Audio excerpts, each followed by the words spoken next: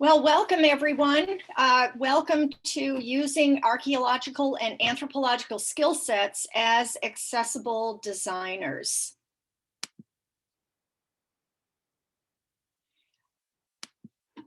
I am Elizabeth Bryety, and I am a white woman with brown eyeglasses and short hair. Today I'm wearing a blue shirt, and I'm in my alcove, which is a little space in my home with a window.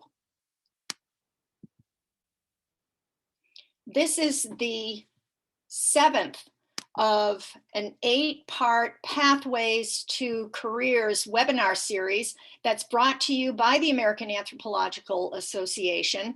The series will end next week on April 22nd. And during this series, we have covered everything from public sector positions to careers in technology and more. All of these career webinars are held on Thursdays, always at 1:00 p.m. Eastern. So back to this webinar. To make this webinar more accessible to everyone, we're providing closed captioning. For closed captioning, move your cursor to the bottom of your screen and click on the icon at the bottom. If you would like to ask your questions verbally or hop on video, please use the raise hand feature in the reactions icon, also at the bottom of your screen. And direct any access needs to Nell, our accessibility coordinator. And she is listed in the chat at the top under AAA Access Nell. We also have an ASL interpreter with us today. As a reminder to all the attendees, please turn off your video and your microphone unless you are speaking, as this will help us increase our bandwidth. We will have a Q&A session at the end of this webinar, following presentations by 2 speakers.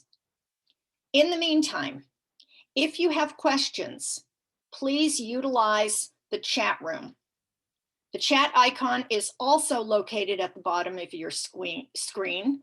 Please click on it, and then if you have a question, write the word question before your actual question so that we can all see it very readily. We probably will not take questions during the webinar itself when the presenters are speaking, unless they are of a clarifications nature, and I will monitor the chat for those. But we will then start with the first questions as soon as the speakers have finished and do our best to get to all of the answers. If we run out of time, not a problem. What you're going to do is check back onto the community's website, probably about the middle of next week. And you will see on the community's website a bunch of materials for you. And those materials currently include a set of references and resources related to today's topic, the PowerPoint slides, as well as a PDF version of the PowerPoint slides. By middle of next week, you will have all the answers written out to the chat questions. And then finally, a little bit after that, we will post the recording of the video itself. So you'll be able to get all of that information all in one place and access it.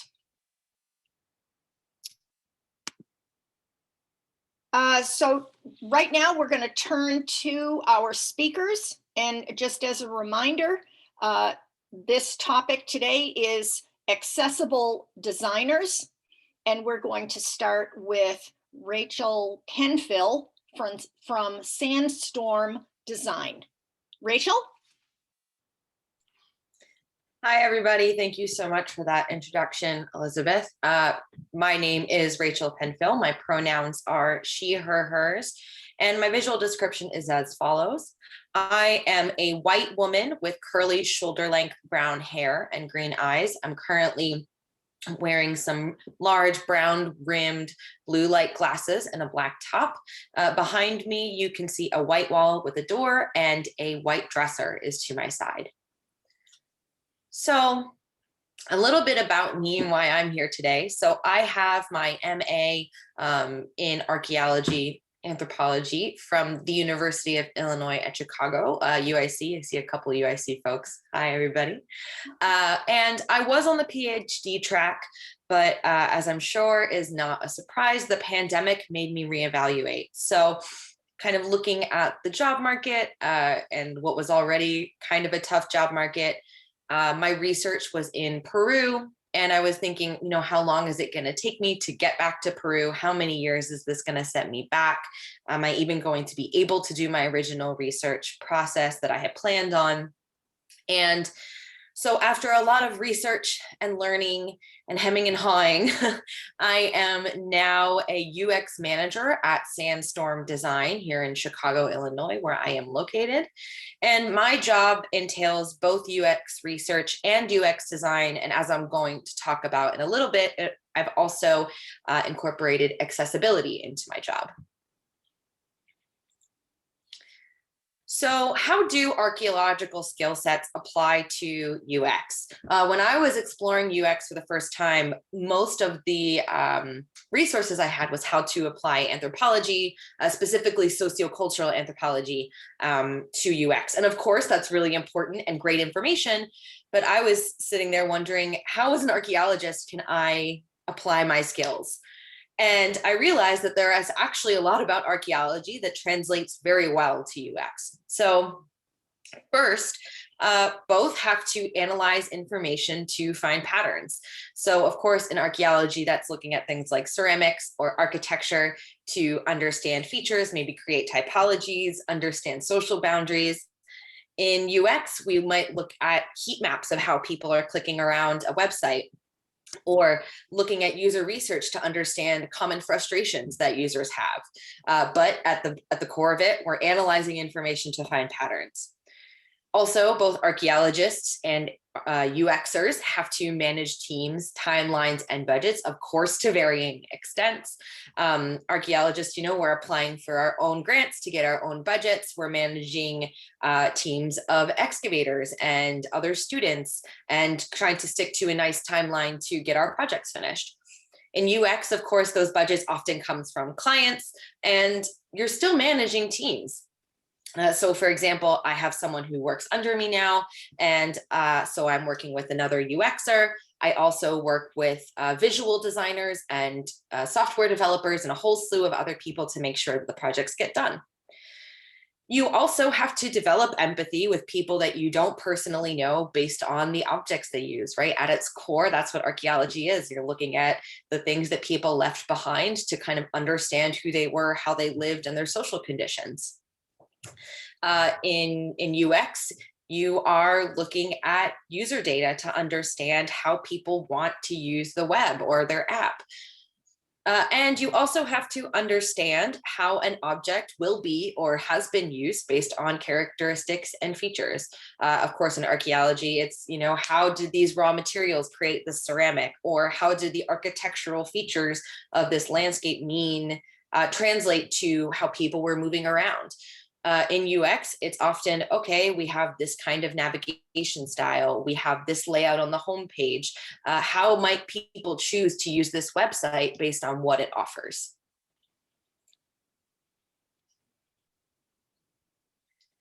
So what makes archaeologists exceptionally good at UX, you might ask?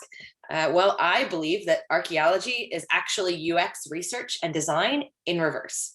So of course, archaeologists try to understand the relationship between the features of an object and how it was used by people in the past. So we're looking at stuff and saying, okay,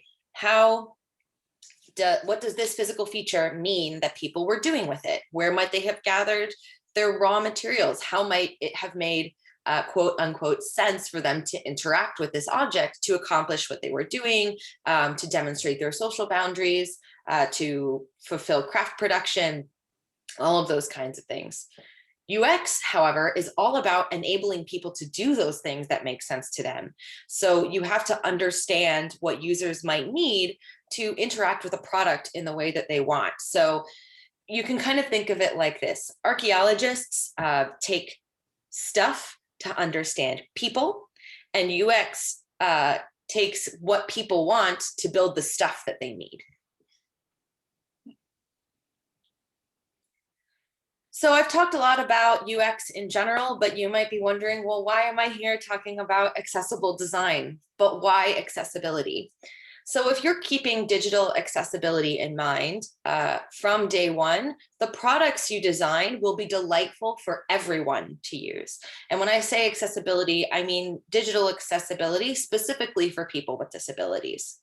And what we often hear is, oh, not that many disabled people will use this product, or this is a very small market, it's really niche, it's not that important. But that's just not true. About 26% of US adults have some kind of disability. And that number would grow if you lost your glasses. What do I mean by that? I am wearing contacts right now. So if I wasn't wearing my contacts, I would be interacting with the world as a person with a disability because I would not be able to see as well. And so contacts are a kind of way of correcting vision so you interact with the world as a person without a disability. That's not to say one is better or worse. It's just to say that there are a lot more disabled people out there than you might think originally. Another interesting point is that technology that starts as innovations for accessibility often improves the user experience for everyone. I mean, don't you love spell check? So for example, things like spell check, autocomplete, voice assistants like Siri or Alexa, and many, many other things that we all use every single day actually started as accessibility features and just got adopted much more widely and now create a delightful and more usable experience for everyone. And finally, and frankly, the knowledge of accessibility best practices will make you more marketable, especially in a digital world. A lot of job postings calling for UXers are looking for people who understand digital accessibility. And even if they're not calling for it, it does make you more marketable. People are always happy to see that you have that knowledge. So how can I promote accessibility in my work? This might be a question that you're asking, for example, if you don't have accessibility specifically in your job description.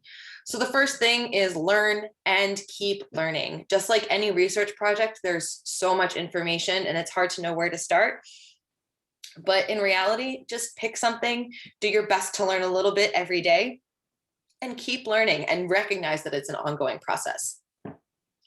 You can also incorporate accessibility into your particular job. So when I started at Sandstorms, accessibility was not part of my job description, but I made it part of my job because it's something that I'm passionate about. And I believe that good design isn't good design unless it's accessible design. It's also important to be an accessibility advocate in meetings with coworkers and higher ups. So in UX, this means at all stages of research and design. So you can constantly be asking, are we interviewing people with disabilities? Are we doing user testing with people with disabilities?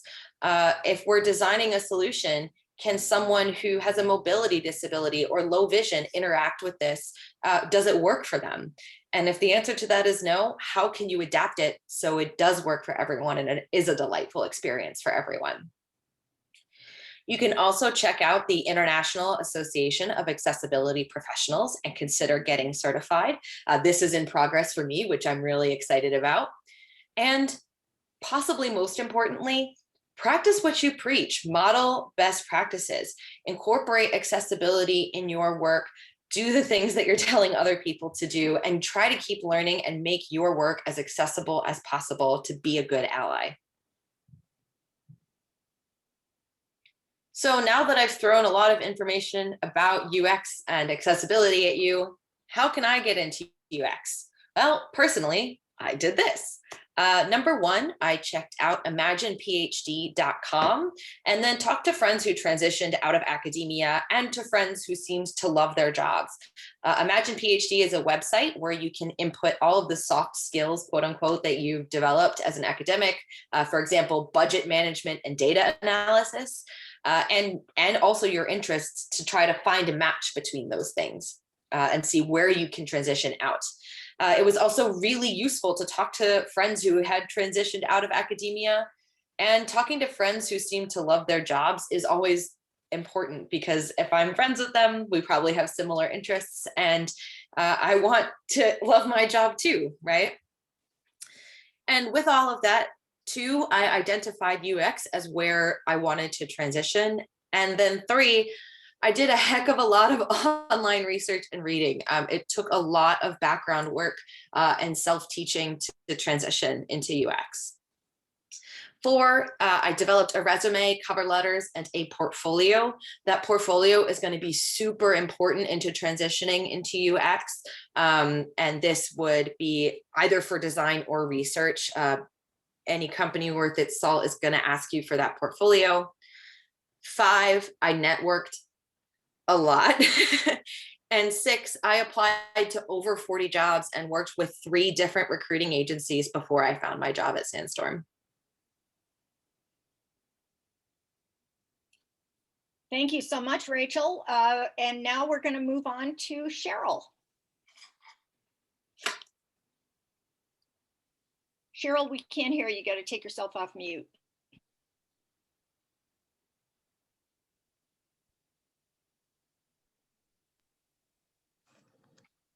There you go.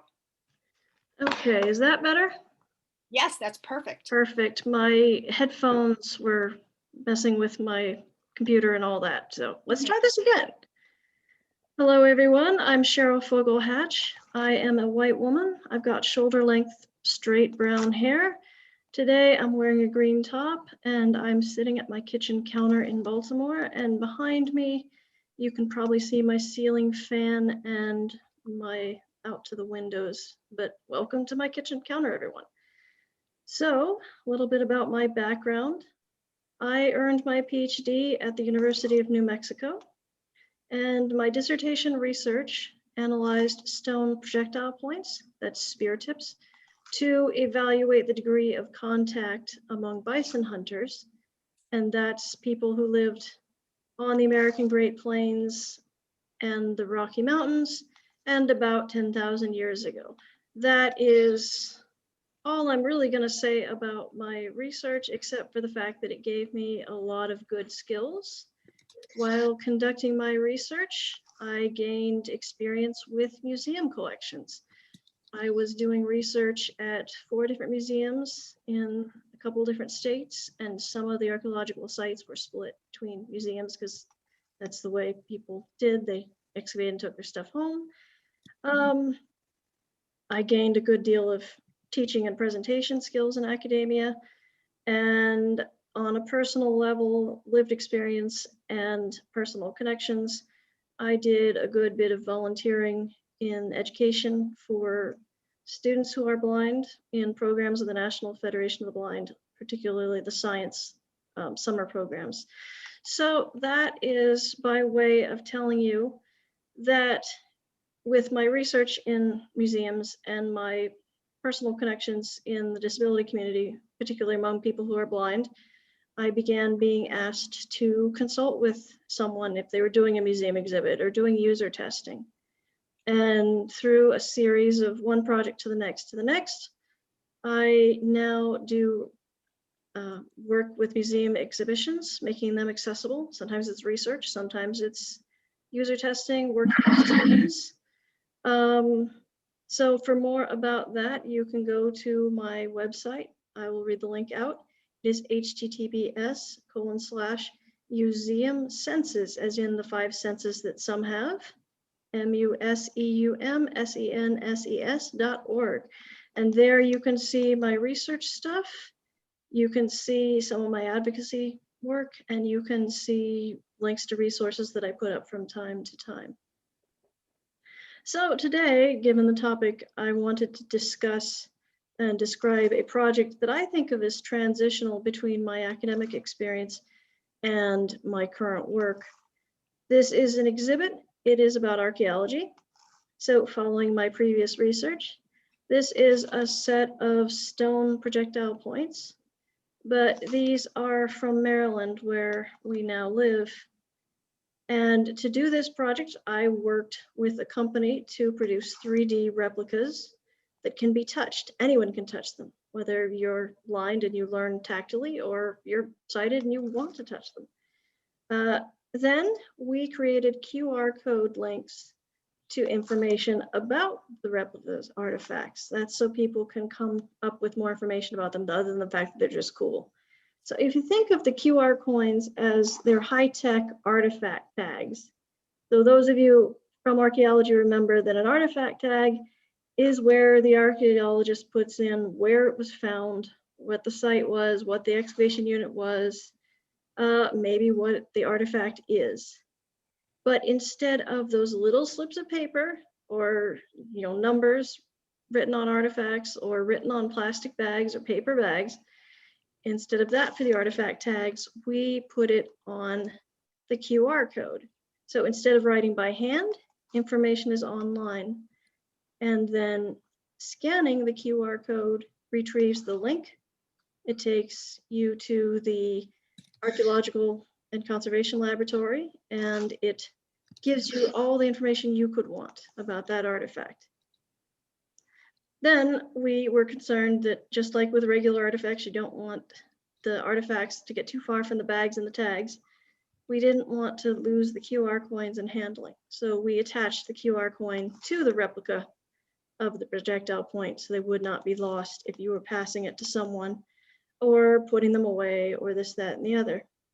So then the QR codes goes into another facet of my work, which is bring your own device. That's, people use the acronym BYOD, BYOD. So bring your own device, or BYOD, lets anyone read the information. They're using their own cell phones. Everybody carries their cell phone with them now. And so they have that. And so as long as the content is designed to be accessible, then people can use the accessibility features on their personal devices. And some of these are color contrast, screen magnification, screen readers. This is voice output. So synthetic voice that reads out what's on the screen. Examples are voiceover for iOS, iPhones, and talkback for Android phones. And also voice command is what we think of as the voice input, the voice assistant. So Apple, Siri, Google, Amazon, all of that. And I generally encourage people to play around with accessibility settings on your phone. Your iPhone or any other smartphone will have them. Just see what they do, tap around on them.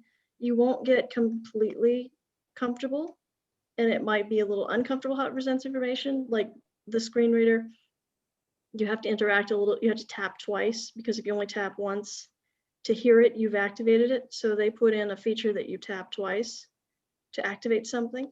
And so there are little quirks, but I encourage everyone to play with accessibility settings, just because you can get familiar. And then if you don't like something, you can undo it. Computers have the same thing, but the settings are a little harder to get to. So the phone is a good entry point for people. So having set up the exhibit with the QR codes and with the 3D replicas, we then decided to test it. And we tested it at a tactile graphics conference hosted by the National Federation of the Blind here in Baltimore a couple of years ago. And we tested the design with a mixed group of people. Some were sighted, some were blind. And we asked them to scan, we passed everyone an artifact replica, and we asked them to scan the projectile point, or the QR code. And then the camera prompts the user to open a link, which goes into their browser. That link is the artifact information page. So we had everybody go up and read through and discuss the feedback. And this worked for everybody, which is a good thing. These are a display of replicas that I still have and I intend to build on later. But in the meantime, in my research, I'm using QR codes in other projects and using that information for people. So for my summary, the best thing to do is design with accessibility in mind. Consider how everyone, people with and without disabilities, will use the products you produce, and ask both people with and without disabilities to test them. And that's my presentation. Thanks. Super. That was absolutely terrific. So I think what we will do now is head to the chat, and I'm going to start with the top question that we got and just work my way down through the list. So now is the time for attendees out there to have your questions, put into the chat, and we will get to them. Okay, so the first question is from Angie, and she asks Rachael, what's in your portfolio? Oh, I love that question because I also didn't know when I was first starting. So a portfolio is basically a way for you to showcase your work. And the way that you do it is through case studies. And so my portfolio personally contains 3 case studies and a lot of self-directed research. This has got homework I was talking about. So I made my own case study. For example, if I were to redesign Zoom to be better, what would I do? And I made a survey and I interviewed friends, and then I created my own new UX for it. And then I tested it with friends and made a research report as if I was going to present it to a client.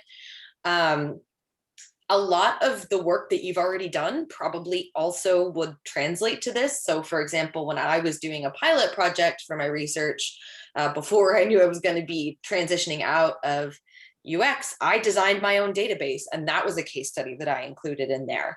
There are lots of different resources that you can find to demonstrate your skills.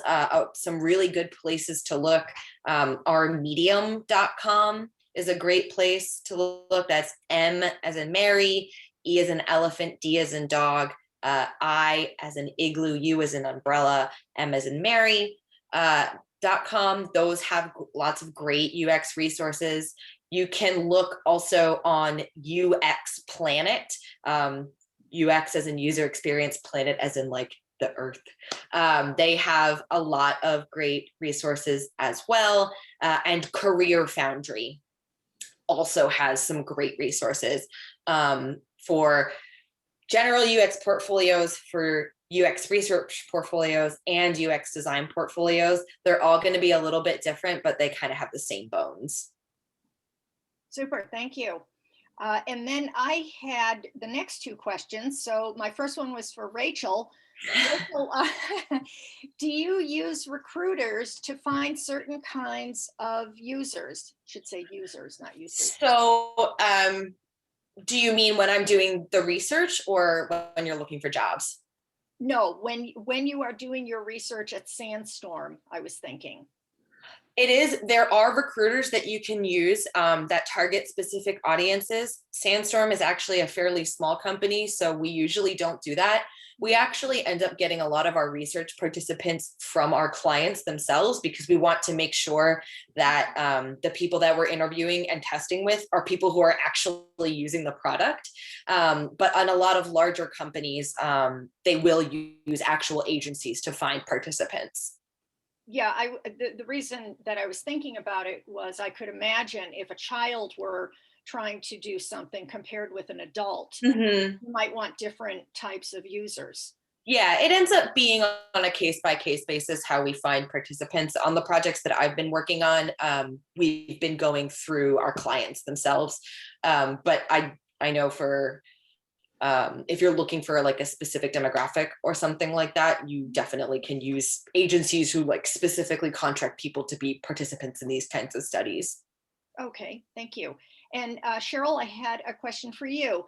How did you think to come up with the idea of using QR codes? That was a discussion with colleagues on the National Federation of the Blind email list for science and engineering.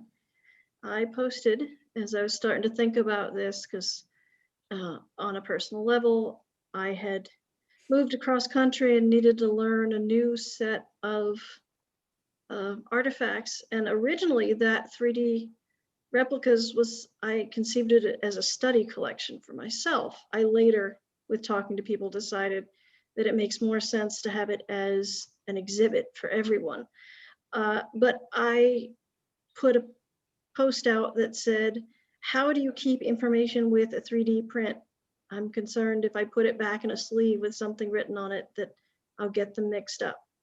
And one of my colleagues suggested the QR code. He is a professor of sociology, works with engineers on professional development kinds of things. And he became on the team on that project, and then the 3D company was the other partner. Thank you. Next question is from Nell.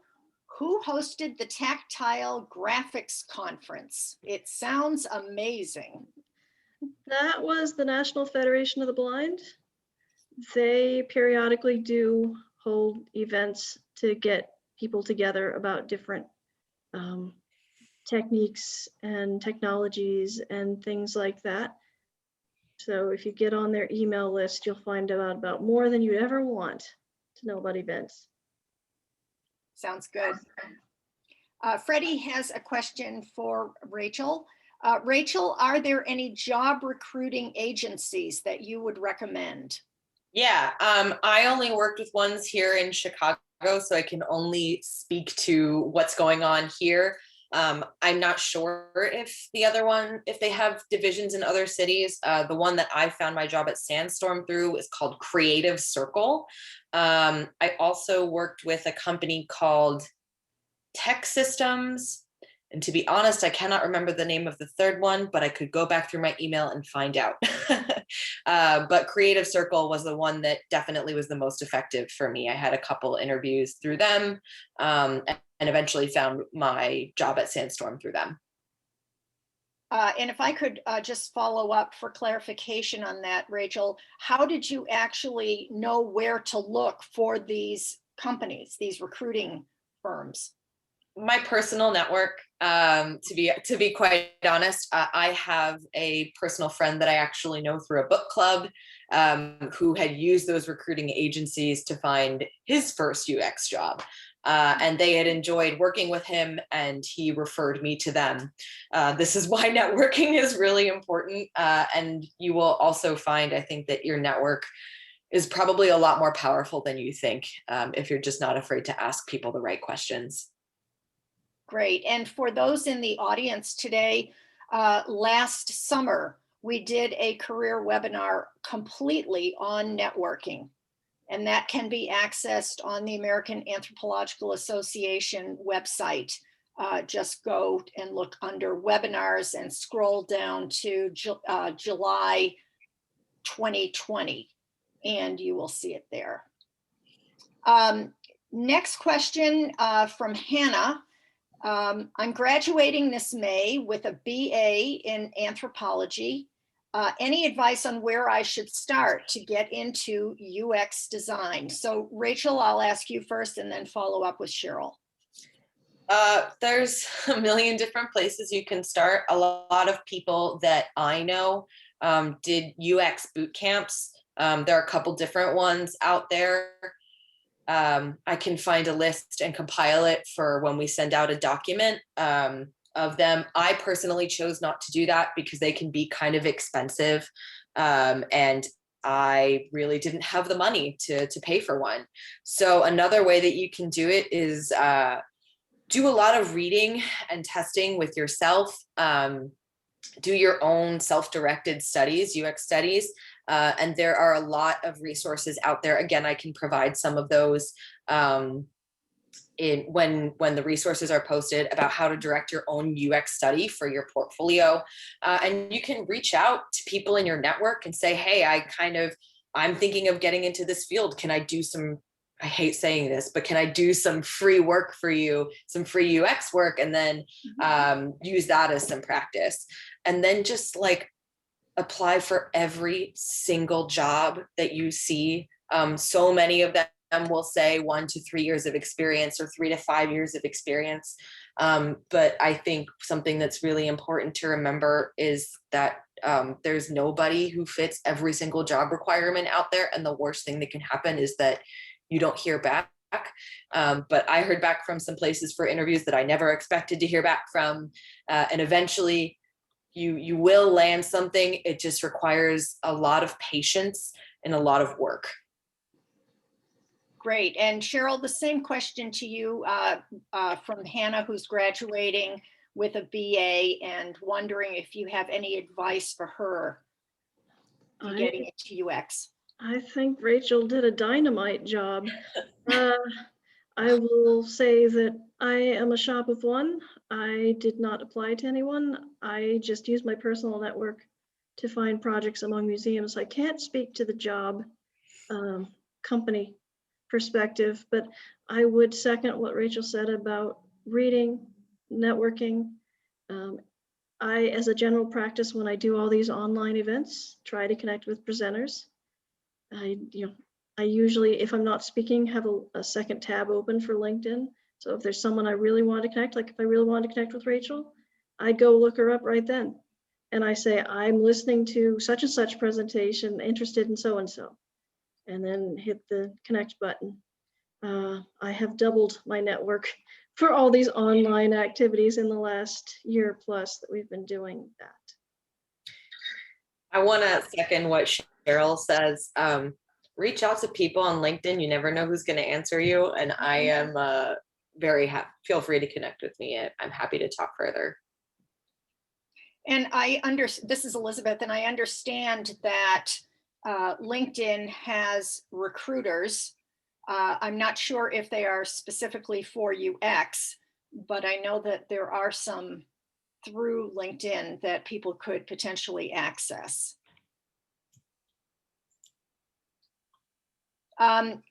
Next question from, let's see, Deborah. She's hoping that Rachael can put some of the links that she mentioned in the chat. Deborah, probably what I think we'll do is we will include them all in the document that we prepare, which will be posted by middle of next week. So just hang tight. It will be called something like responses to the chat questions. Angie, another question. I once got a job in IT, partly because my degree was in anthropology, because the person I was replacing had a sociology degree, and she felt it had helped her in the job. You never know what it is about your resume or experience that will hit on something for a job. Mm-hmm. Yeah, I see. It's not quite a question, but a comment. Okay, it looks like we've gone through all the chat questions. Does anyone else out there have a burning question for our presenters today?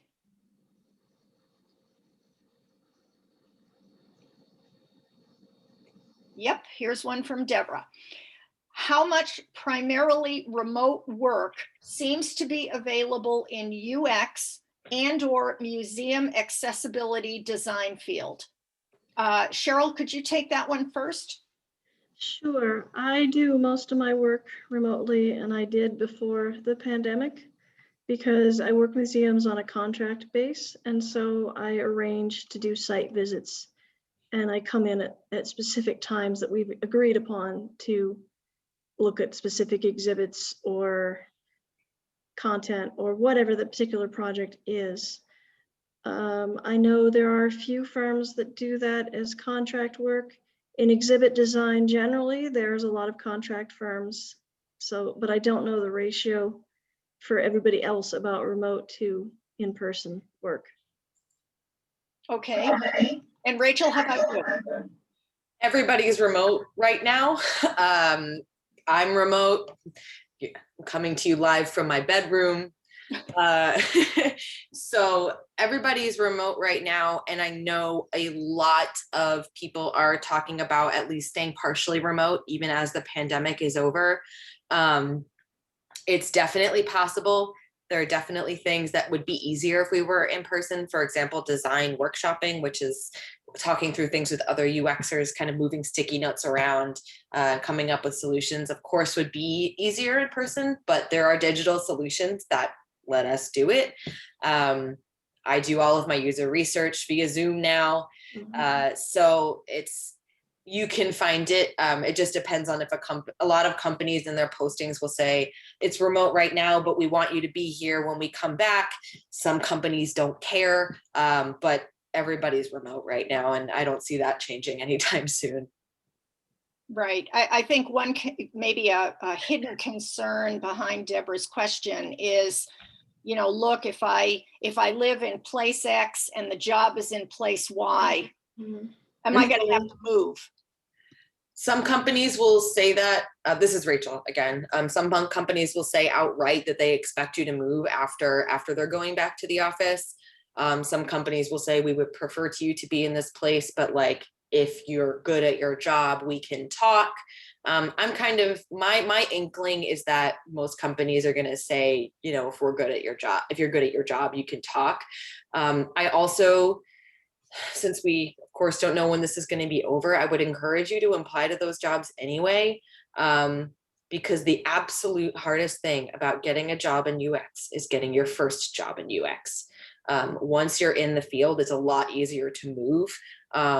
So give it a shot. You really don't have anything to lose. Rachel, why do you think that is, that it's easier after you've had just one job? I think that it's easier after you've had just one job because you've demonstrated that you can do it and you can transition out of the field.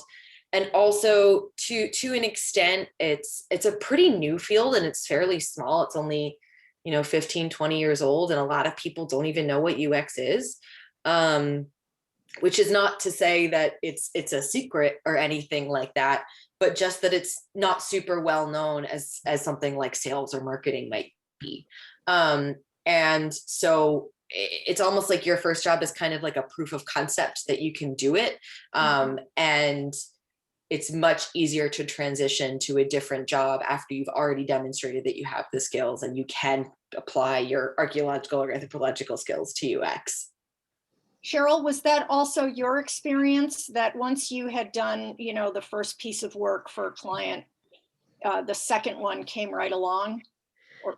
I was just getting going before COVID, so some things paused, but they're starting to pick up again. So I think it will be that case. Great. Allison has a question. First of all, thanks to both panelists. Are there certain technologies you use that you find most helpful in augmenting accessibility efforts or areas where options are challenging or disappointing at best? Cheryl, you want to try that one? Can you read the question one more time? Yes, sure. Are there certain technologies that you use that you find most helpful in augmenting accessibility? Okay. I am using, because of the way I experience the world, I am using a computer with a screen reader, which is verbalizing everything. And I was also using, I don't know if you can see this if I hold it up, I have a Braille display. I see, yes. Yeah, Yes. that's what I was reading my notes with. So Okay. for me, there is a lot of hardware technology, but the biggest piece is people learning how to design their software right, label their buttons right, label their links right, put in their form fields properly, describe their images. So a lot of it's cultural, because when I finish this call, I'm going to have to report a website for a different scientific organization that did not put their posters up in an accessible way. And a colleague wanted me to look at it with a screen reader. And there are no download buttons, there are no links. All I get is the title list and I cannot interact with the content. So I'm gonna have to write something up for her so she can report it. So a lot of it is education and a lot of it is culture. And those are the big challenges, educating people and getting people into a culture where they expect to design content accessibly. We as anthropologists are used to human difference and how humans function, you know, in all sorts of things. And so we can pick up that cultural piece. So with a bit of education and some practice, I think we can all pick up the accessibility piece. That's why I said to everyone, look at the settings on your smartphones, play around with it. I've sent people links to videos on YouTube where people demonstrate using a screen reader. There's so much out there if people bother to search for it. And culturally, a lot of organizations, a lot of people just don't bother to search for it. So long answer to a long question. I hope I got everything. No, thank you very much. That was very helpful. Rachel, any IT that you use on a regular basis? I am not involved in the coding and development side, really. But what I will say is one of the easiest things that you can do, or two of the easiest things that you can do, I guess, as a designer, is to make sure that all of your images are described and you're explaining why they're there in the alt text. It's not that hard. You just have to do it. And to check the color contrast of everything that you are designing as well. That's a little bit more of user interface or visual design, but it's a really easy thing to take a look at and make sure that the color contrast is sufficient enough that someone who is low vision or colorblind can actually read the content and see the content that you have. And if I can expand quick, this is Cheryl again. Color contrast is like black and white. Like I think it's either 3:1 or 4:1, and there's checkers that you can automate check that. So it's great. Yeah, and this is Elizabeth, and I know, having worked with Nell for the last many months on making this set of PowerPoint slides accessible, it is a learning process. And so for any of you out there, for your next PowerPoint presentation, you can just go to review at the top of the PowerPoint screen, and you'll get a menu, one of which has the option accessibility. And you click on accessibility and go from there. So that's where the speakers were talking about the alt text for the images, so describing the images in a way that makes it accessible for other people, but also many other accessibility features. Next question from Chris: are there any specific aspects of accessibility that are particularly underdeveloped that anthropologists should prioritize in their design? Cheryl? That is a good question, and I'm going to come back to it. Organizational culture. The knowledge, the technical knowledge of how to do things is out there. It's getting people, organizations to do it. It's all the pipeline issues in education when students with disabilities are told, we can't figure out how you can do advanced classes. And then people drop out of the pipeline, you know, college, high school, wherever. It's cultural. And so if you're working in technology, get people to talk about it. If you're working in education, you know, get people to think about it and consider it and implement it. And it's policy and will to implement policy and best practices. And if we get past that cultural piece, we would be well on our way. Excellent. Rachel? Yeah, I would like to echo what Cheryl said, that the biggest hurdle to jump is getting people to do it. But I think it's one of those things that once you see it, you can't unsee it. Once you know, you can't unknow all of the things. And I would say, in terms of design specifically, when I started at Sandstorm, everyone was aware of color contrast and screen readers, but a lot of other things people weren't necessarily aware of. So for example, how might someone with arthritis struggle with a hover menu? Or how might someone with dyslexia struggle to understand the content on the page, or how might someone who has dyscalculia be able to interpret a graph? So it's more than just one type of thing. There's a lot going on, and the earlier you know and the earlier you start thinking about these things, the easier it's going to be to do. Great. Deborah has a question for Rachel. When you talk about UX, are you also discussing user interface and the research and data analysis behind it? Yes, so my job includes UX design. So I make very low fidelity layouts for web pages. They're called wireframes. And I do all of the research that leads me to that. In some companies, UX research and UX design are separate. In some, they're not. But most companies will have separate UX designers and UI designers. And the kind of way that I describe it is UX makes the skeleton and UI puts on the skin to make it pretty. So I don't do anything that makes it pretty. I just make the skeleton work. Great. Deborah also has a question. How do you handle negative pushback in a company or institutional culture when advocating for accessible design? Cheryl, have you faced that? I have, not so much in my work, because people I've built relationships with are working with me, but in personal life. And sometimes it's a matter of documenting what the pushback is. Sometimes it's a matter of finding someone's manager. Sometimes it's a matter of publicity. And sometimes it's a matter of, okay, fine, you're not going to make your website accessible. I'm not going to do business with you. It's a matter of taking business elsewhere. So lots of things to do, none of which are ideal, but the best thing is to educate ahead of time and get people to think about accessibility early and as a way to design projects, processes, websites, buildings, anything. Right.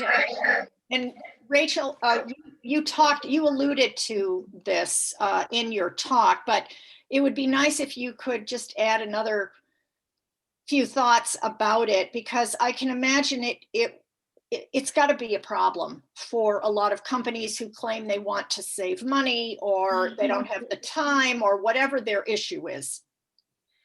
Yeah, boy, oh boy, isn't that the $1 million question? I can share some of the things that I have done and I have pushed into. I've actually been very lucky in that my company has been pretty receptive to these efforts. I'm actually leading some internal trainings right now, but that's definitely not the case everywhere. I would say the first thing that you tell them is it's the right thing to do, right? Like, just don't be a jerk, maybe, and that'll be nice. But of course, that's not always an effective argument. You can also talk about, if you're not thinking about people with disabilities, you're excluding 26% of the population in a $200 billion market. That usually gets people listening. If that doesn't work, if you are not accessible, you can get sued. There have actually a couple of very famous lawsuits out there. Don't know if I should mention them here, but there are actually some very famous, well-known companies that have been sued because their websites aren't accessible. It's covered under the ADA. So, if having it be the right thing to do and tapping into a really cool market isn't enough, you can always tell them that they're going to get sued. I generally don't like to lead with fear, but it tends to be a pretty effective solution if nothing else is working.